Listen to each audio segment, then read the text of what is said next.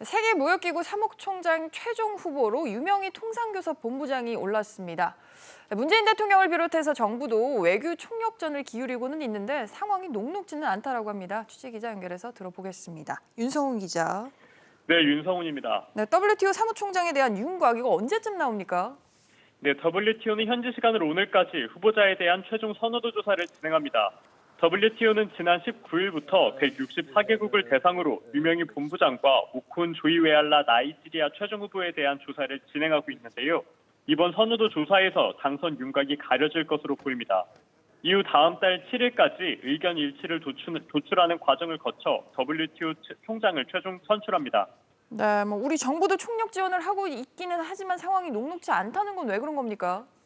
네, 외신에 따르면 27개 회원국을 둔 EU가 나이지리아 후보를 지지하는 데 합의했기 때문인데요. 앞서 유 본부장은 고비로 꼽혔던 2라운드에서 EU의 지지를 얻으며 결선까지 오른 상황입니다.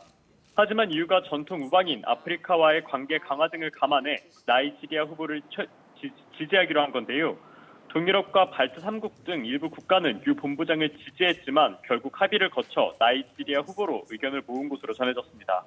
또 가장 표가 많은 아프리카 44개국이 나이지리아 후보를 지지할 가능성이 큰 점도 불리하게 작용할 전망입니다. 네, 판세는 좀 불리하게 돌아가는 것 같습니다. 이런 가운데 좀 일본도 유 본부장에 대해서는 반대 의사를 밝히고 있지 않습니까? 네, 그렇습니다. 일본 언론은 일본 정부가 나이지리아 후보를 지지하는 방침을 굳혔다고 전했습니다.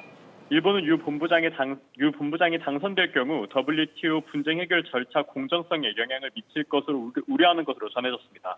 SBS CNBC 윤성훈입니다.